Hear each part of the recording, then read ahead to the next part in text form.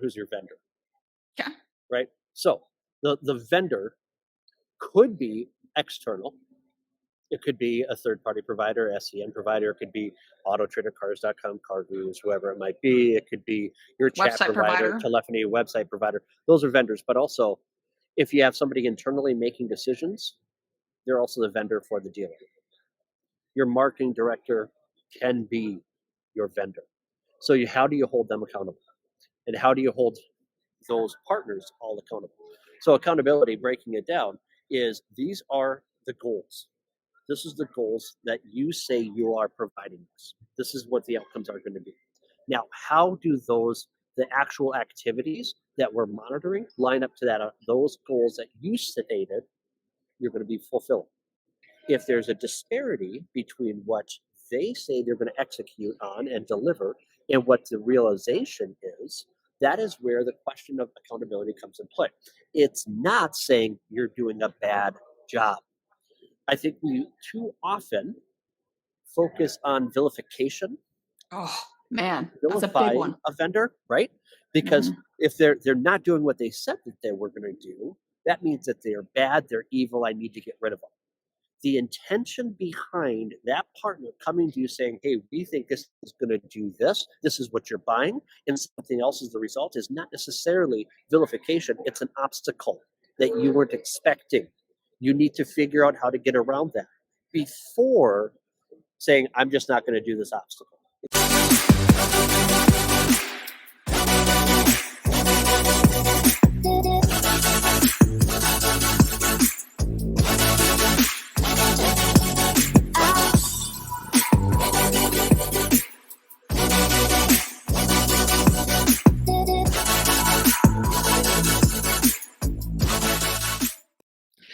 Well, happy Friday, everyone. Welcome into Facts Not Feelings. We have made it.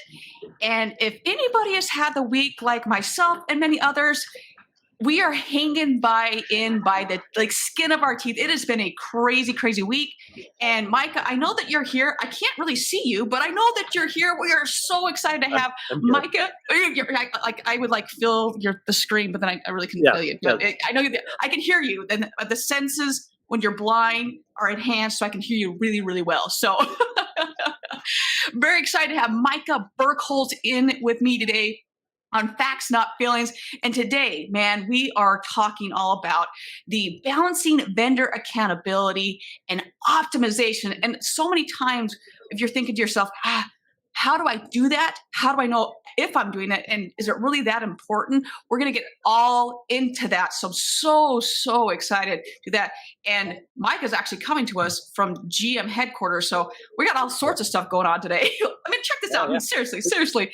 And Peter Smith, I just want to say hello to you, buddy. Thank you so much for all the support. Love all about the support. Thank you so much for that. And as always, this topic is something that is near and dear not only to my heart, but to Micah and his team at VistaDash. And we're going to get into that in a hot second here. But this is such a vital topic. I cannot stress how incredibly important this is, because as we're going to be talking about the ever evolving landscape of vendor accountability and optimization and honestly the challenges of that, because a lot of people will tell you, oh yeah, we're going to help with that, or yeah, we do that. But when you dive into it, you find that they have, unfortunately, they're not necessarily product agnostic, and they're kind of pushing their own agenda, or they might be hiding something for you. So we're going to dive into that. So with that, there is somebody that needs to hear this message. There's a GM, a sales manager, maybe it's even a sales associate, a BDC, somebody out there, or maybe it's one of your partners right now that be like, hey, are we doing this? Tag them, share this with them, get the comments rolling in with this last week. And I apologize, Eric, if I'm pronouncing your name wrong. I know you responded back to me on LinkedIn, and that was our winner last week with Facts Not Feelings swag. So super appreciate all the comments and keep them rolling in here. We've already got some rolling in right now. And Angus Fox, as we know, all Angus, this is one of his favorite subjects. He's got a whole series on us about, yeah, he's definitely going to have some hot takes on this one. So with that, Micah, my good friend Mike, we've known each other for a long time.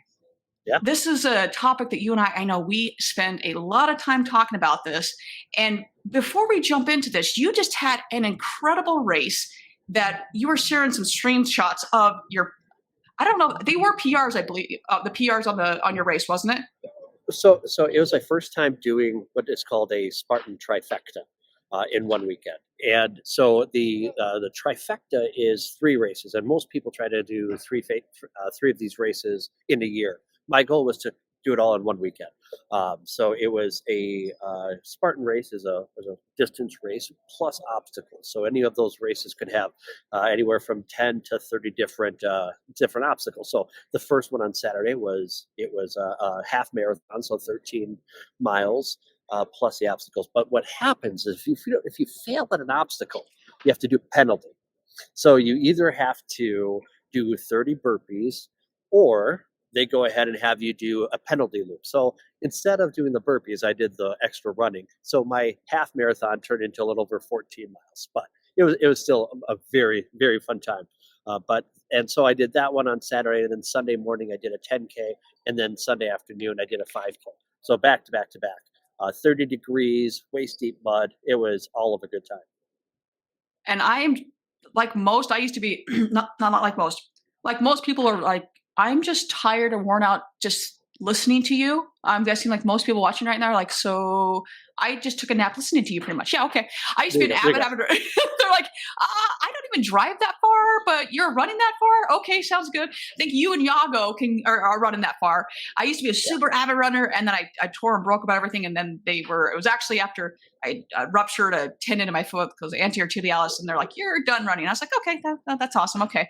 But that is incredible. So with that, there's so much accountability with that. Not only do you're penalized if you don't do something with that, but I also know as a former runner, the amount that if you missed a day, let's say if you're training for whatever, the amount of accountability with that is astronomical.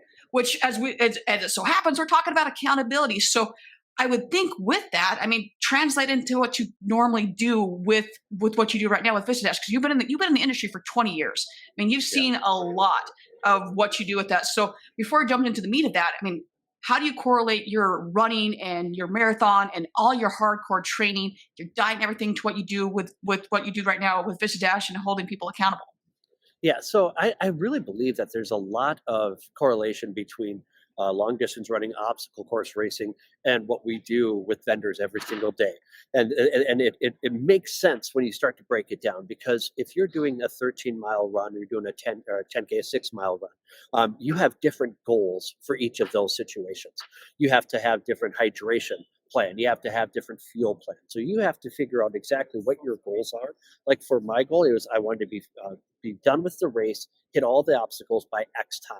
So time was a time period. How long am I spending doing this? And where am I at for those different obstacles? Because just like in marketing, you're going to have an obstacle that pops up. How are you going to overcome that? You may not expect something, and you need to just be able to think quick on your feet and make a quick adjustment. So instead of doing a strategy of climbing over a wall this way with your hands, you might realize your hands are cold. They're frozen because it's 30 degrees. They've been in freezing water. You can't hold on to anything. So what do? Well, instead of using your hands, you start using your arms. And that's where you get bruising like that all over your body. Nice. Right? So what happened is I couldn't grab, so I had to wing it over. Now, when we are working with a vendor, they tell us what the goals are that they have for you. You have your own personal goals. There might be a disconnect, and you have an obstacle that now you are spending money doing one thing, and the results are something different. So you have to make an adjustment. Instead of using your hands, you got to swing over with your body. So that's what I see as a direct correlation with obstacle course racing, making sure that your training that you understand it, because the training wasn't at the race. It was the months before that I did to learn what I needed to do in order to get there. And then once again, an obstacle is going to pop up and you don't know what to do with. So you have to adjust, you have to pivot. And that is what we see in our industry so often, is that partnership has different expectations than what you thought. And then not only you as a marketer, but maybe your boss has a very different idea of what those outcomes should be. It's so true. I'll never forget. So that when I was running a lot, I was doing, and not that I recommend this to anyone, but I was running about 100 miles a week. And we had, I was home visiting my family, and they had like a 5K. Well, when you're running that long of a distance, 5K, you're just warming up. So it really is. it really is. And so like they take off, and I was like, oh, okay. So now I've got to freaking sprint this, and I'm not used to, I don't start getting to that gate until later on. So it's a completely different mindset. So when you're going into automotive when working with your vendors and working with different agencies and what have you, to try to have my expectations were X, but now I got to go to Y. I was like, oh my shit, what am I don't, my body doesn't know how to do this. Like I'm still warming up 3-4 miles in, and now I got to switch into sprint mode. So unless I had already done, my warm up of 5 miles beforehand, I wouldn't even be into that. So now your body's like really cold. So it's the same thing. You have completely different mindsets of where you need to be and the expectations. But if someone would be like, oh, we're going to measure this on this. So it's so important. So it's so true. For example, say you're working with an SEM provider. Okay. You have, you're welcome. You're welcome, Jeff. And between that and we got James here is that Jane was saying that did someone do my favorite exercises for me. We've got all sorts of fun things going on here about my favorite exercises. Love it. Absolutely love it. But for example, you're working with an SEM provider. All right. And they come to you with the goals of their campaigns. And then you start analyzing the actual outcomes from those campaigns. Calls, chat, text, form completions, whatever they are. You might not see those, but you might see some like little micro activities, and you start seeing that consumer journey. You thought you were going to get more direct conversions from that campaign. But what you realized is that you might be getting some good mid to upper level type sales funnel type activity. That doesn't necessarily mean that is not a good campaign for you to use. It's just that you have to adjust. You have to adjust your mindset. Okay, so instead of having this as the core, as the pivot of where I'm going to have the majority of my my direct leads coming from, these are shoppers that are in the research. I need just to make an adjustment. Maybe that's what you really need. So maybe we just adjust the spend, keep it because you're seeing a lot of great activity. But if you're not even seeing those events and goals that are firing off that you were expecting to see, right? You're looking for those specific conversions.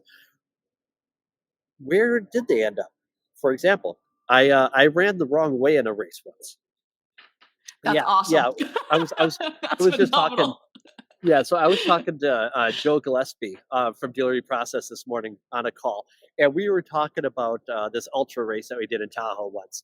And he goes, "Do you ever have somebody that you follow that you realize that they were going the wrong way for like a mile or two?" And I turned to him, I said, "You know what, Joe? I was that guy that took the wrong turn, so I led him the wrong way." Right? So I still have got to a destination. I just went a really long, bad way around to get there. Right? And so that happens with our campaigns as well, right? Oh, Maybe yeah. they All the clicked time. They clicked on the ad, and guess what? They came to your website. It's kind of, but it wasn't where you were intending to direct them.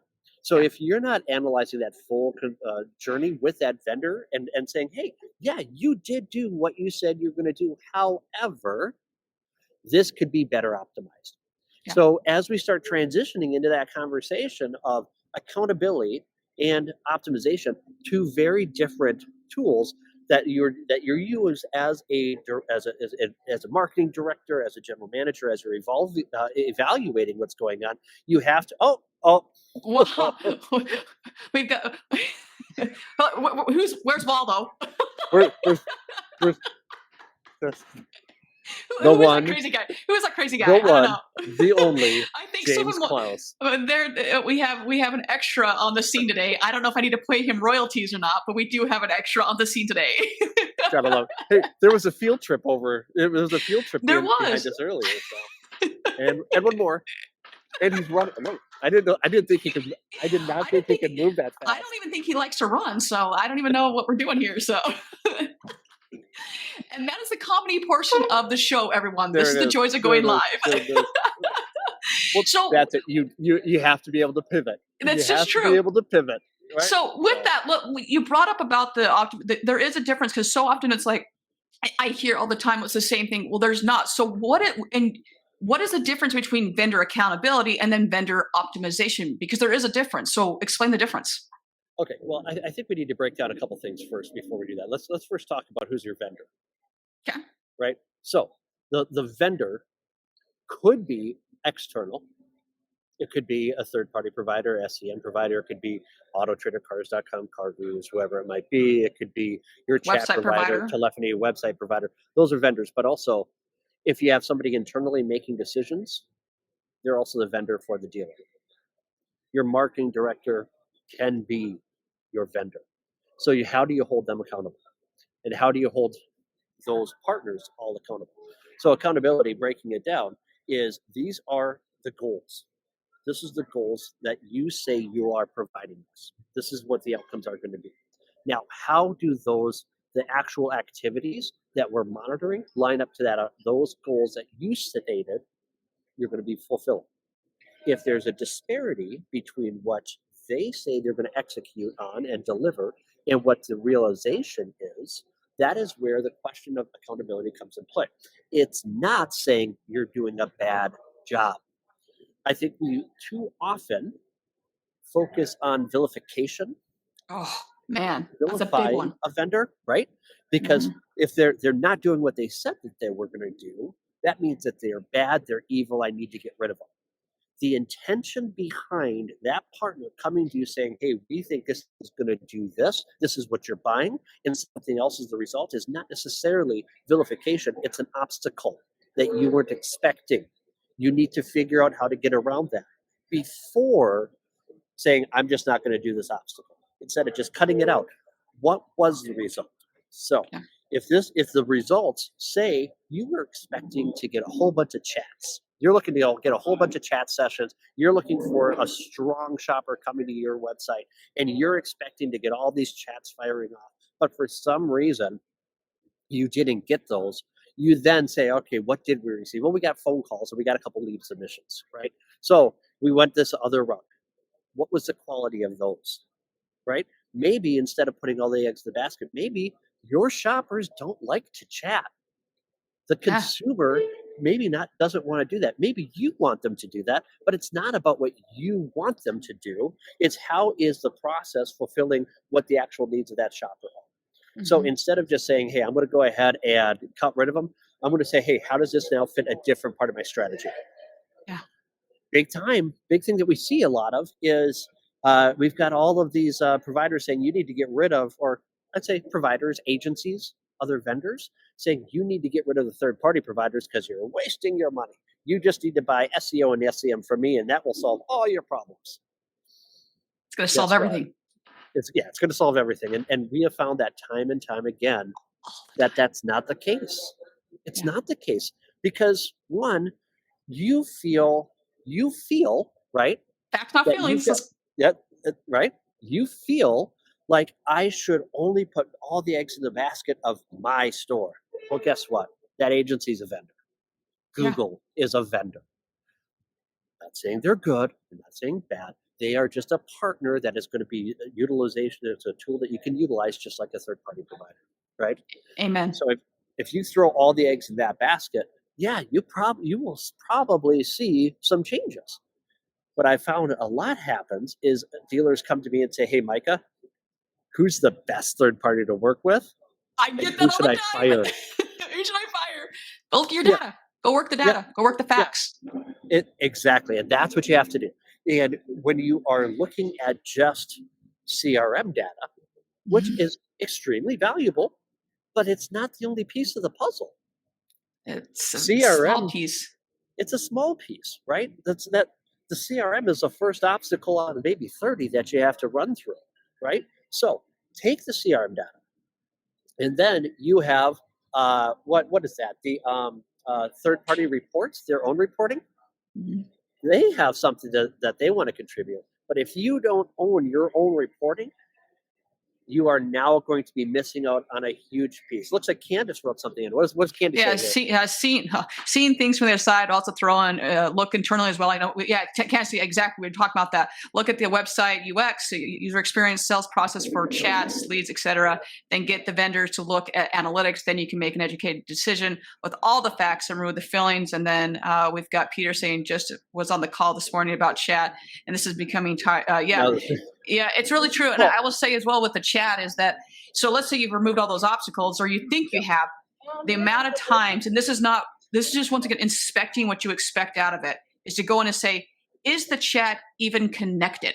Because you could be paying for all this money and you think that you feel that it's working really well, but that you get in there, you're like, oh, so we're paying for a Facebook integration and there's no integration whatsoever. And we've been paying it for years, but there's no integration. So your consumer wants to chat, but you don't think that they're chatting, but it's because the chats are never getting to you.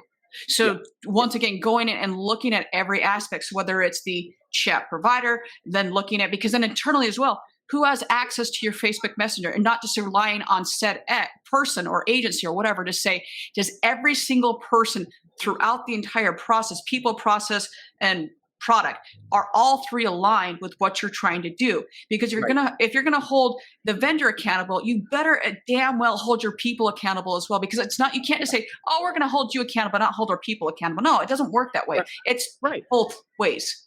It goes both ways. And for an example of well, thank you, Angus. I appreciate that. Thank you for the shout out. I appreciate that. Angus says that's why tools like VistaDash are essential. If you can't measure outcome accurately, you have to have data that interconnects. CRM data sometimes shows that we have in-store processes issues. That's putting it lightly. Just own your data and get it right.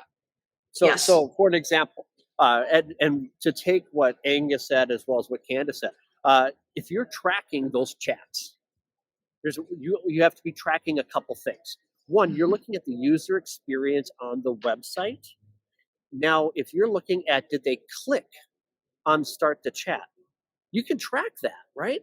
But that is not saying that the chat works. That's saying that the user experience to get to the button worked. Mm-hmm. Now, if you want to see how effective the chat was, what events are that chat provider throwing off through the stages of that conversation?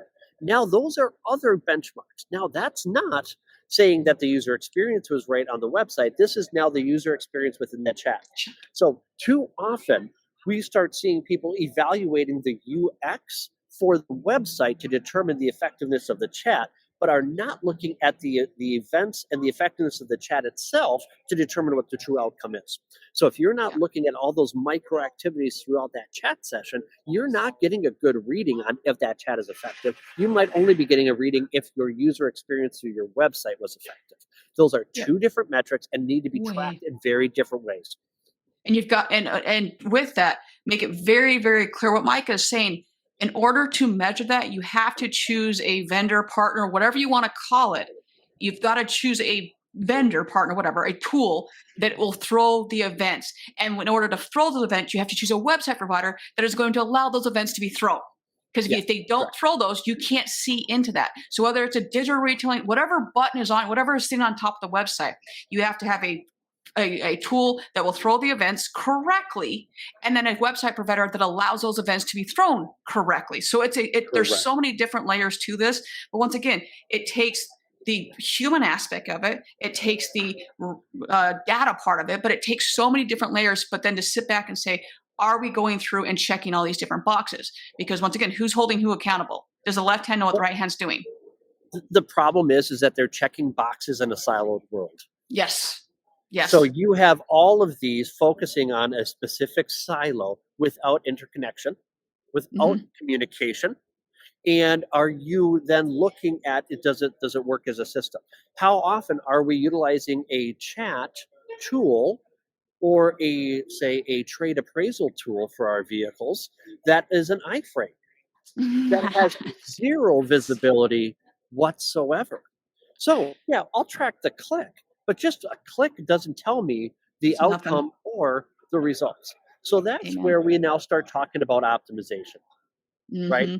We've talked about holding accountable, but if once we get past the point of accountability, now we're talking about optimization. Now that is dependent and 100% reliant on the relationship with that partner. Yes. I'm holding you accountable. Please do. Hold me accountable. This is doing this. Okay, guess what? We need to pivot, make an adjustment, not a problem. A strong partner, right, will then say, what do we need to do? How do we make these adjustments? They can then pivot to optimization. Yeah. If you're saying, no, you don't know what you're talking about, Brooke. You don't know. This is what we do. We're the experts. You don't We know know what you're everything. talking You can about. just go back and sit in your corner. We're king over here. Don't worry about it. Yeah. So the second that now that accountability turns into, well, do we have to maybe sever partnership? Mhm. But the second they say, all right, what do you see from your data? This is what we're seeing from our data. Let's line it up. Let's see what kind of adjustments that we need to make, and then make that pivot. And now let's optimize. For Yeah. example, that SEM campaign. That SEM campaign that we talked about earlier, we didn't get the results that we're looking for. All right, what did we receive? All right, so let's make a shift in our strategy. Let's move this to a different level of that strategy. It's just a tactic.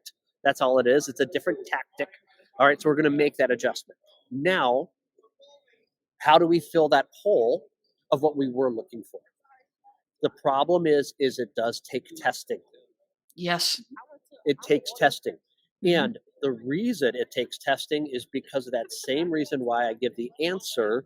I don't know what the best product or vendor for you to use is. Yeah. I don't, because I don't know your process. I don't know your inventory. I don't know your pricing strategy. All these things all come into play. Field trip, all of these things come into play when making decisions of your partnership. Yeah. And without seeing that data, what is it? What is it? Prescription without diagnosis is malpractice. Yeah. Right. And that is what we see. People come in and say, you need to cut this, cut that, without even saying, oh, well, I know because I'm an expert. But you're not an expert on when they bought those cars, how much they have into those cars, what their sales staff is. Is it a one price? Is it a negotiating? What is their trade process? What is their used vehicle acquisition? You have far too many data points to just assume that this is the right partnership for you. So then when you're looking at it, optimization and testing is got to be a key part of your overall strategy, because you're going to run into an obstacle and you might have to use your arms rather than your hands to overcome it again. So if someone, and I know this has happened to every single dealer, it's happened to all of us that, hey, I have been burned by a company before. They said that they could last till the sun, the moon, the stars, and they couldn't. So what's some advice to give to our audience, to dealers that are listening, whether live or on the restream here, that, hey, what are those questions I can ask, or how can I vet the companies better? Yeah. Yeah. So asking the questions, what are the goals of your campaigns? What are the goals of a partnership with you? What, in asking that question right off the top, the moment somebody says we are the one-stop solution for all of your automotive needs, all of your automotive marketing needs, I would say, all right, let's not talk about that. What are you really good at? What do you think is your strength? How long have you, rep, been with the company? What is your background? So, and this is of no fault of their own.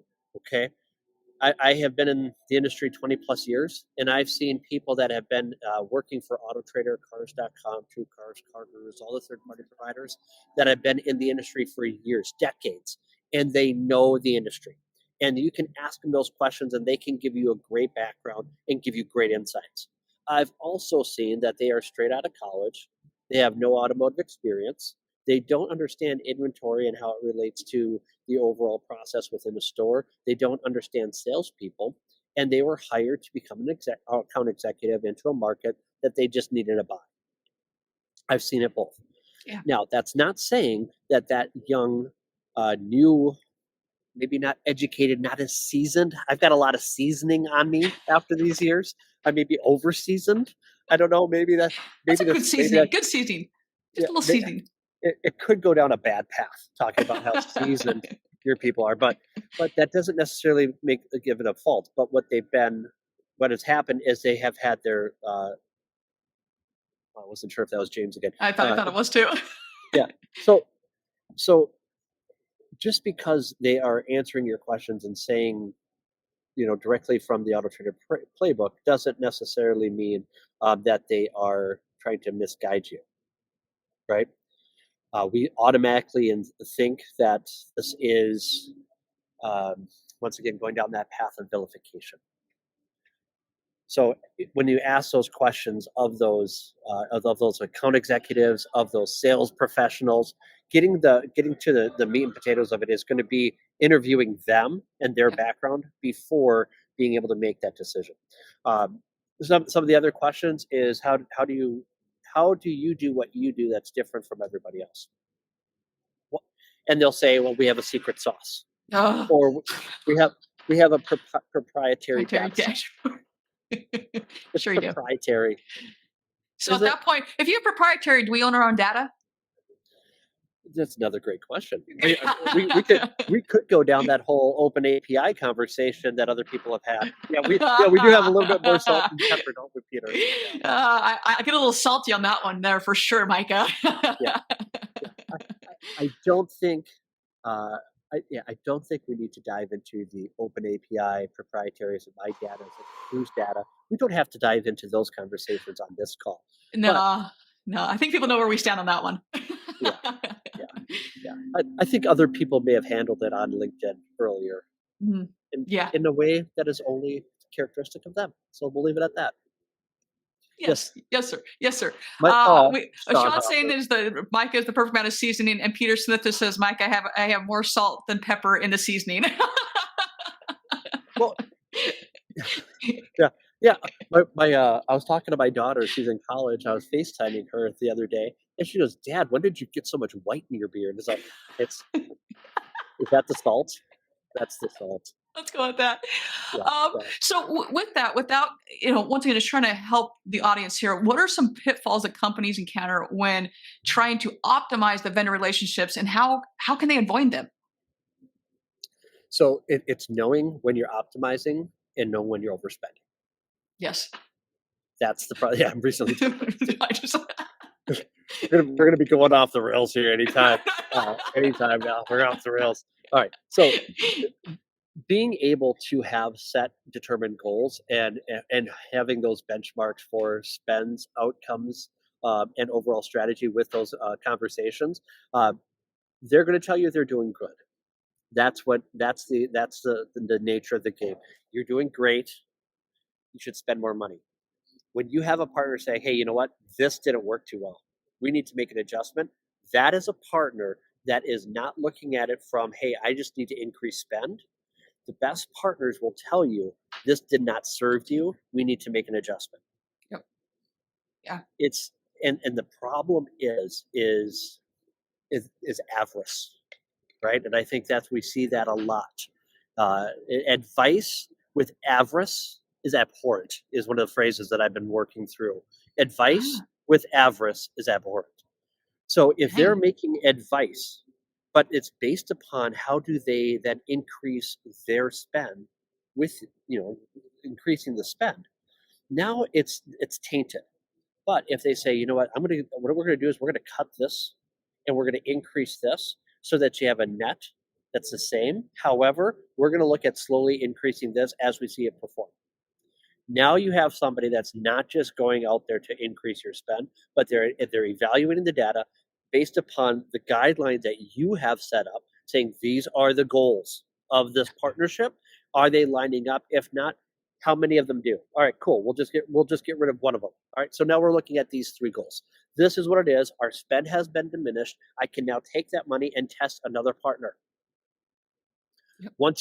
One thing I've learned about in this business is if you're a marketing director and you fought and you got that budget, you hold on to that budget.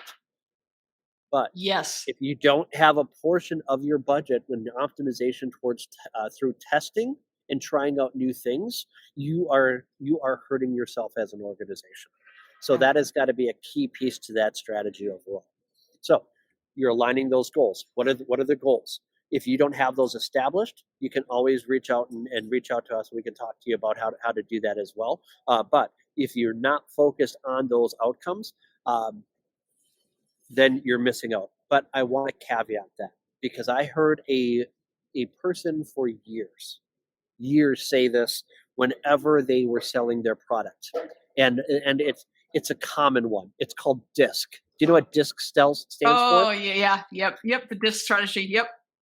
Does it sell cars? Mm-hmm. And does it sell cars? 4 letters. There we go. All of a sudden, we're like, does it sell cars?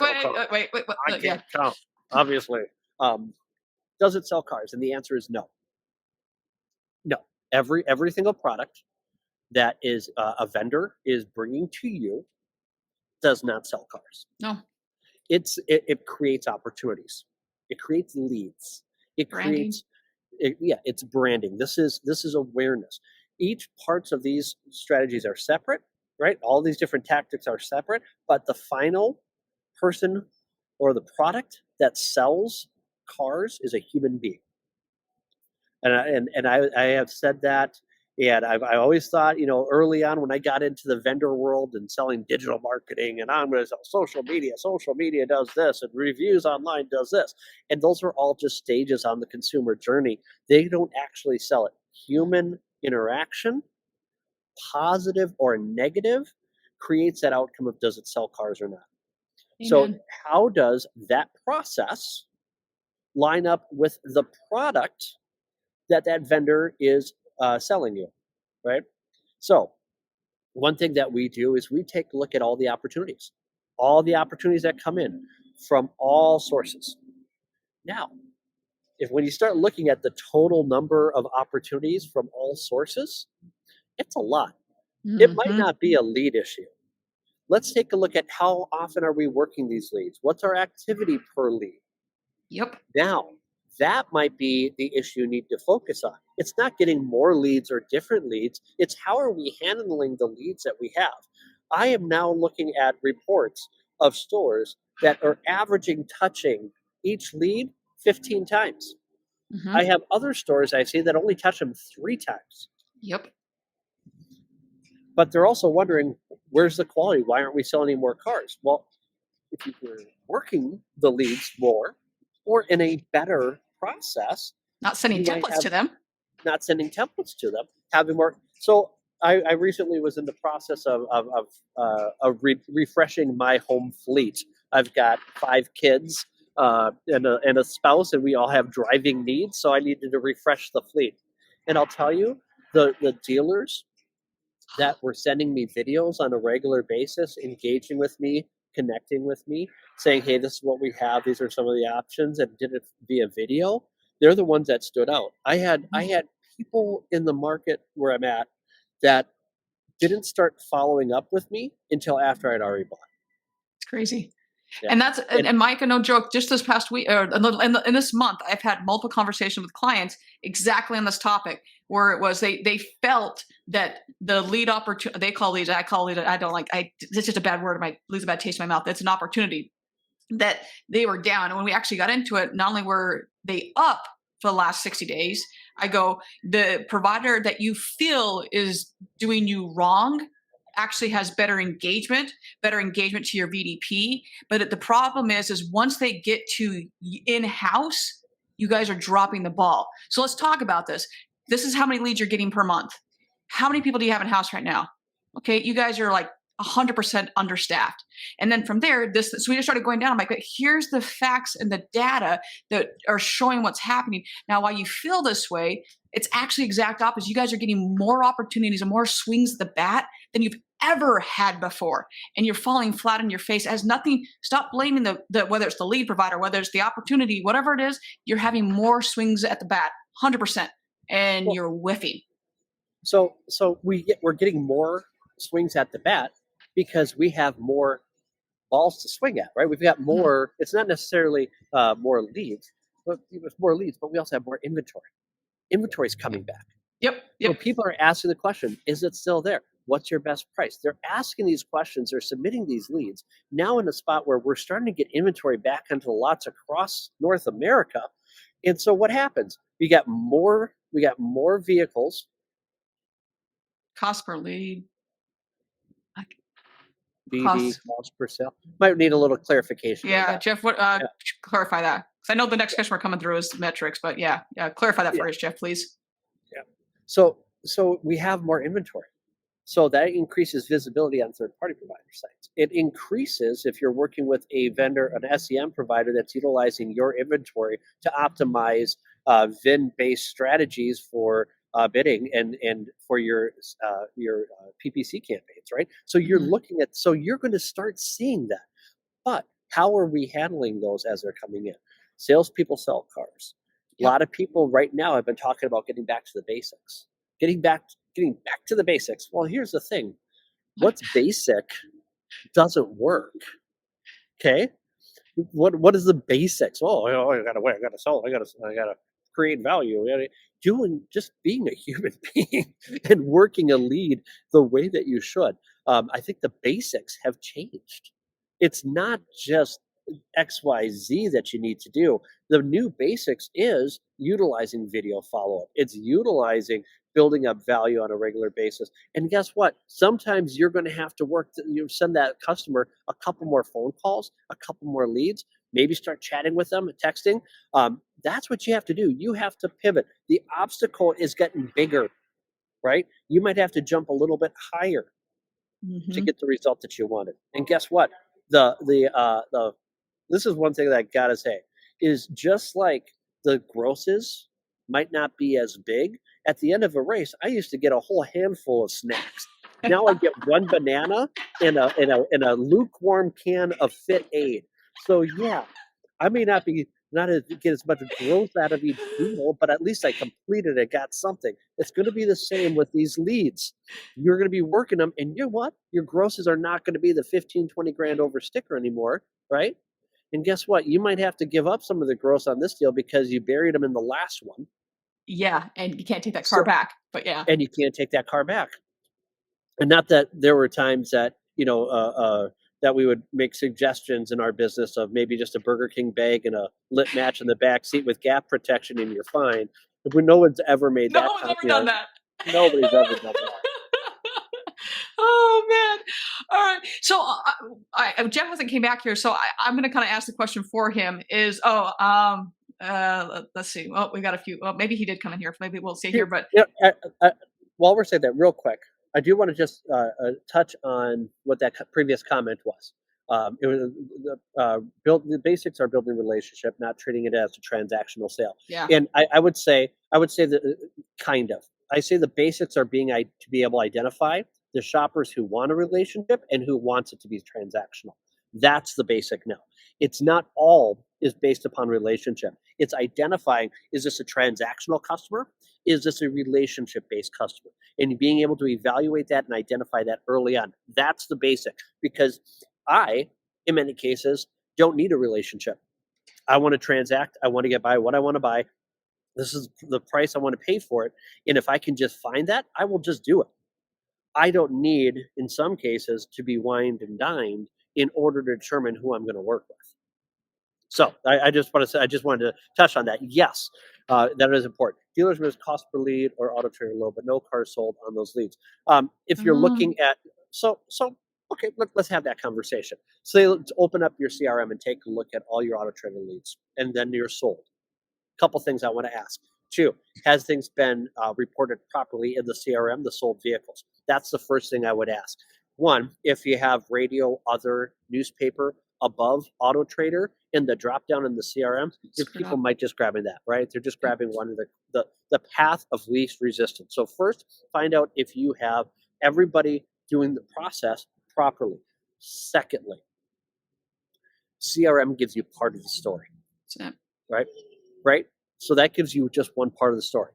What other type of traffic did Auto Trader generate to your website that resulted in website leads coming into the CRM that Auto Trader is actually the one that actually is providing those opportunities?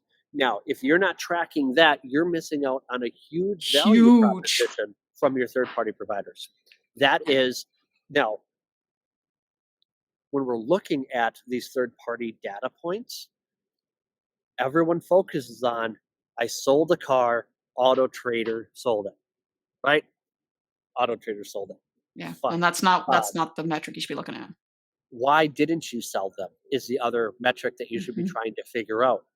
Now, if you're just looking for attribution, you get some of that. Buzzword bingo. There we go. If you're looking, you can get some of that by going through your CRM and some of that, but that is not the race you're in. The race I want to know where I lost it. Where did I lose it? Lost it. Yeah. Where did I lose it?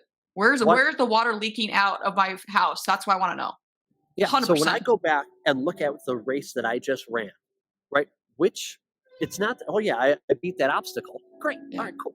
I sold it. I beat that obstacle. That's not my focus. My Mm-mm. focus is what do I need to do so I don't fail at this Yeah. obstacle? Where do I need I to want to improve? sell that car. Yeah, or where do I want to improve? So being able to track where that water is falling out of the bucket Mm-hmm. is going to be imperative in being able to look at that. Because just saying, you know what, they're not selling me any cars. Well, Are they though? no, And I'll well, say maybe with that as they're not. well is like, obviously I know that you're with VistaDash. I get that, and this is I personally, BZ Consultants chooses to partner with VistaDash, and it's because VistaDash is product agnostic. So when I can go back and look and say, okay, he's got AutoTrader up here, Jeff, and so I'm going to use AutoTrader. Okay, AutoTrader may have sent X amount of leads we'll call them, but that's not just what they sent. I can go back and say, okay, from there, all right, dealer X or dealer Y, well, let's look at this. You only have 80% of your vehicles priced to market. You only have 70% of your new vehicles have photos. Oh, wait a second. Of those, they're not even priced at all. But your used vehicles, so you were able to see from there exactly the entirety of the story of saying, before you go and cancel them, you literally left AutoTrader out to dry. And so before you go and cancel AutoTrader, go back and look and say, is it even optimized? Because it's not optimized, you can't blame them. And then from there, okay, I can see even with all that, they're actually driving traffic to our VDP time and time and time again. Even though those leads didn't come in, they drove traffic to our VDP. And from there, we're still closed them at 8%.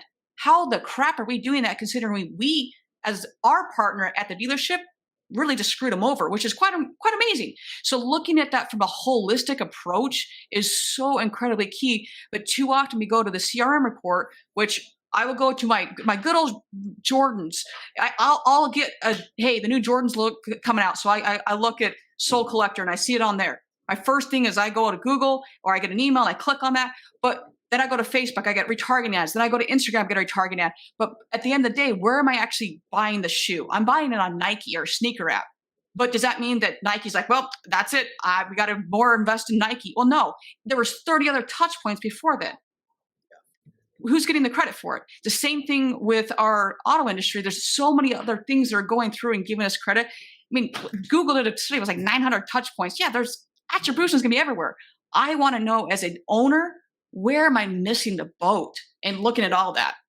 Yeah. Exactly. So, and I like the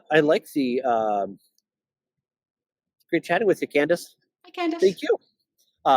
So when we're talking to the Auto Trader, the cars.com, I mean, Auto Trader's always had a big target on it because they're one of the biggest nationally, it's, but what happens so often is people look at a third party provider differently than they do, say, a Google spend. And I think that's a huge disconnect. When you are looking at how a shopper goes through Auto Trader, they go to the search bar, they put in keywords, right? They look for keywords. So your Auto Trader is a search strategy just as much as it is with SEM, right? Your third party providers are search engines, right? Within a specific network. That's how they're connecting. So now when we take a look at, well, what are you spending with your SEM providers?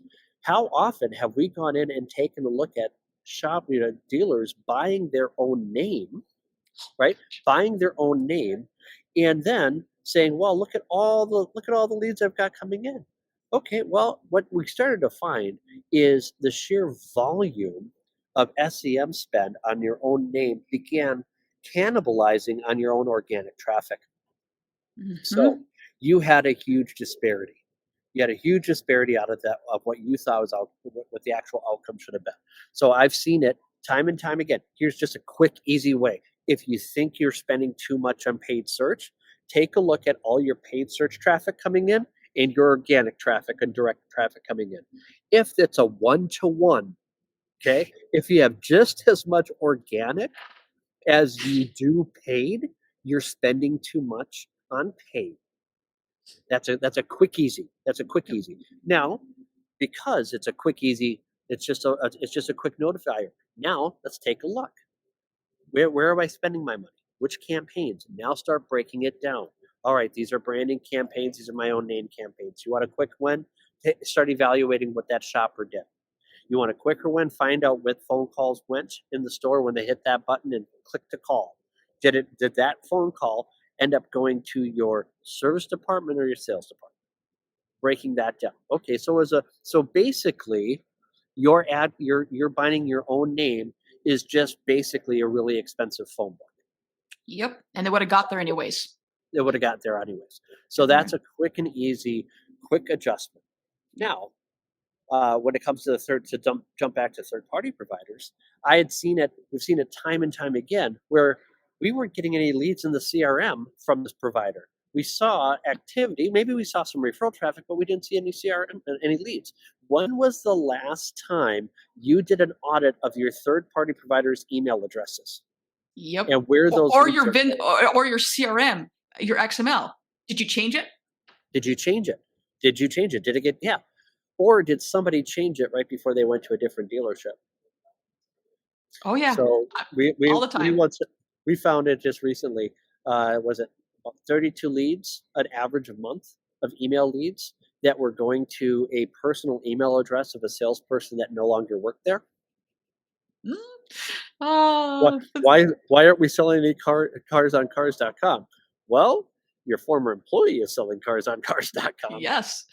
Or I love the one we're actually dealing with this right now with a client that randomly the Furniss, and this is a whole topic in itself, but GTM containers, and so randomly a GTM containers randomly showed up on their website, and it's tracking double page views. And so I just go, take it off your website immediately. Please take it off your website. Because whoever did this, you guys either didn't know you approved it or just it randomly got put on the OEM. I don't know who put it on.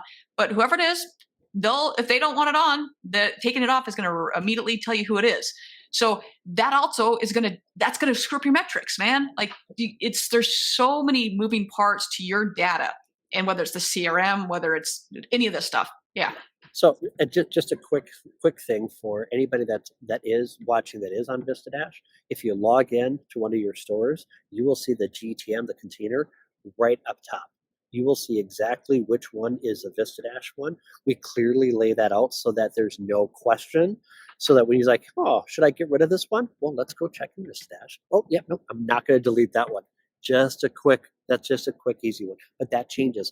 Another one that happens commonly is you have multiple people accessing the container. Yes. At the same time. And all the work that a provider might have been doing for you in tracking events and goals, all of a sudden is all gone. Yep. It's completely wiped out. So that's another thing that you have to be mindful for. But the multiple page views, the double firing, one of the things that we found that happens is, you got it set up in the events in the container, but you never take it out of the native events firing off of the website.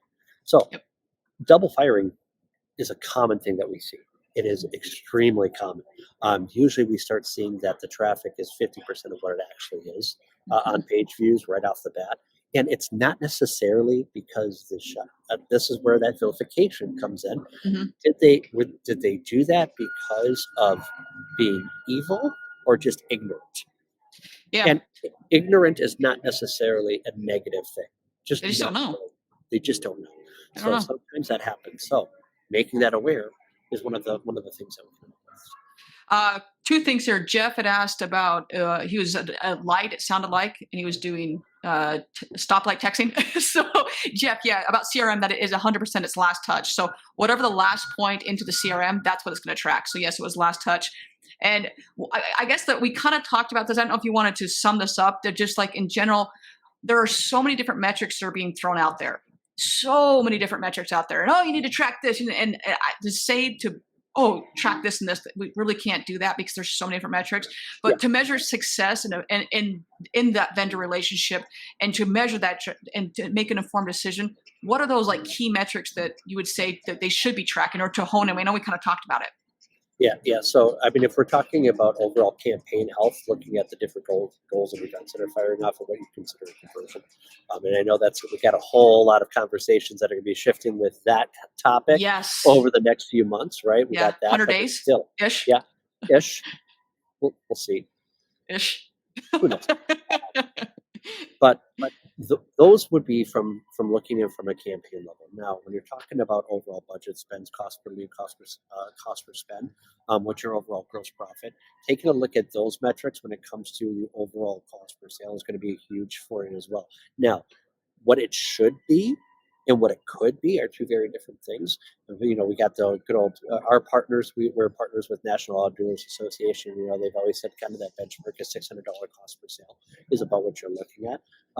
Now the question is what is it for you in your market based upon your inventory, based upon your staffing? That is an adjustment that you've got. You can't necessarily look at all industry standards. You have to look at where you are and create the benchmarks from your data set. So those are the other pieces that I would say are imperative to start tracking. Now, just because you're not lowering your cost per lead, cost per acquisition, doesn't necessarily mean that's a bad thing. What's going on with gross profit? What's going on with churn? What's going on with floor plan? What's going on with your cost per human capital? What are those adjustments? Those are all things that come into consideration as well. So if we were just to say, hey, these are the blanket statement of KPIs, that's as hard as saying which vendor should I find, which is the best vendor. Yes. So I was like putting these questions. I'm like, that's such a tough one, but I know that people ask all the time, well, what's the best thing? I'm like, well, first off, make sure that your Google Analytics is set up correctly. Make sure that you have the correct goals, that you're measuring the goals that they're set up with CPE goals, that they're hard and soft goals, that you've got those, that you're measuring the correct stuff, and that you're constantly evaluating them, because you and I both know this. How many times you have something set up and it just falls off the website, or something's not working, or they add some new little whatever on there. Now everything's changing. Obviously, things are now it's event based and everything like that. So, but just making sure things are done correctly and that they're across the board, that you're constantly looking and inspecting what you expect out of whatever insert name here. If you're looking for set it and forget it, you're in the wrong industry. Yes.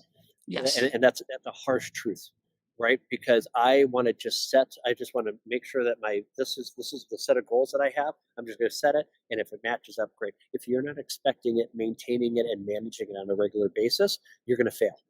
It's plain and simple. I'm not saying that you're going to fail because you don't have the social media partner. You're not going to fail. You're not failing because you don't have Autotrader. You're going to fail because you don't have the accountability metrics that we talked about early on set so that you can properly optimize. And that's the issue that we see in this industry. I get it all the time. What is the best vendor? What is the best provider? And you almost have to ask, when was the last time you got better and were educating yourself on it? Because the second I tell you who the best is or who the worst is, what I just did was not talk to you about facts. I talked to you about your feelings. Yep. I am projecting your feelings of either validating your decision. Oh yeah, I use them. That means I'm doing the right thing. I don't need to check anything else. Or if I tell you that what you did was a bad decision, now your feelings come into play, and all of a sudden it becomes the vilification. Then validation or vilification. And here's the thing. It's a little secret. It's not good or it's not good or evil. Good and evil. It's not. No. This. You are not fighting for the moral victories of the automotive world. All right. You are selling cars, right? Metal. You're just trying to do it better than everybody else. You're trying to get better opportunities than everybody else. And you're doing it with the skills that you have. And the only way you can do that and to get better is accountability and optimization. And that is it. Not good, not bad, just do the work. Amen, man. Amen. It's the number of times that someone will, I even like me, like, it's like, hey, I know geographically that statistically certain people or certain agencies or products may do better. But if I go into that with that mindset, I would be proved wrong over and over and over again. You have to go in with the data and work the data. So Micah, oh my goodness, thank you so much. This has been an incredible conversation. Thank you, thank you, thank you. Now, we've got to get in to know you a little bit better. Like we've spent a whole bunch of time and you just basking us with your knowledge and learning from you. But it is time to jump into speed round. The lightning round. Heart be still. Heart be still. All right. All right. All right. Lightning round. Lightning round, lightning round. All right. First and foremost, for those that are obviously, if you're watching, we've got right down below. You've got Micah. You've got his personalized link where you can go find him. But for those that are listening, how can they find you? How can they get in touch with you? All right. 612-406-0877 is my phone number. You can text me or call me. 612-406-0877 or LinkedIn. I'm not on social media anymore. There was a time I was. It's not my bag. I moved on. So LinkedIn or hop on the phone and reach out and call me. Okay. There you go, ladies and gentlemen. Right there, LinkedIn. There we go. All right. So what is your favorite thing to do outside of work? If you're unwinding, what is your thing to do? What is your go-to? Yoga and running. All right. One or the other. Yep. One or the other. We're going to find them. All right. Yep. What's your favorite vacation spot? Favorite mountains. I love Glacier, Grand Tetons. If I can be out in nature on a mountainside, that's it right there for me. Yeah, I love it. All right. We've talked a lot about distinguishing, facts from feelings, but whether it's personal or if it's in the business world, how are you distinguishing facts from feelings? Well, I think that I've been studying the Stoics quite a bit, and I think one thing that we've done that to our detriment is that we talk about people being passionate. And if we've learned anything about the Stoics and the Stoicism is that passion is something that we need to start to go away from, and then and not try to control and allowing our emotions to determine our outcomes and our decision making. So by studying, Seneca, Epictetus, Marcus Aurelius, Ryan Holiday, who is a contemporary study of the Stoics and their writings, that's going to give us a little bit better insights into how to navigate and actually look at accountability and optimization and getting better as an individual without allowing our emotions to hold us back. That was a pretty deep one, man. I like it. Dang. Man. All right. So what do you love most about our industry?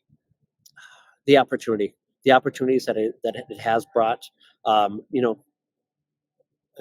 graduated high school, had a young family, started selling cars, working on the sales floor, working my way up into sales management, finance manager, GSM, and then being able to go into the vendor world and start finding a niche there too.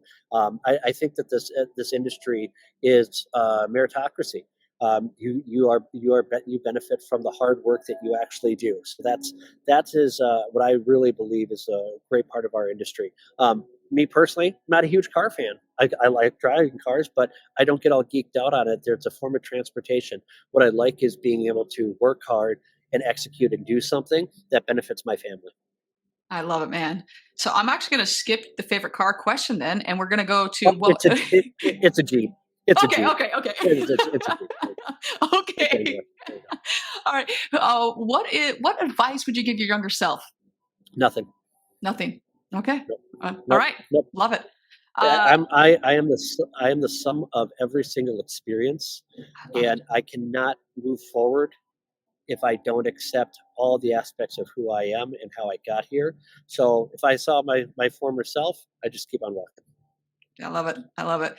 You're always the wise words that come out of you. So do you have a favorite quote? You're going to die. You're all right. You're going to die. Yeah, That's you it. are. That's Okay. it. You're going to die. That is my favorite quote. You're going to die, and because of that, you have X amount of time. You don't know when it's going to happen.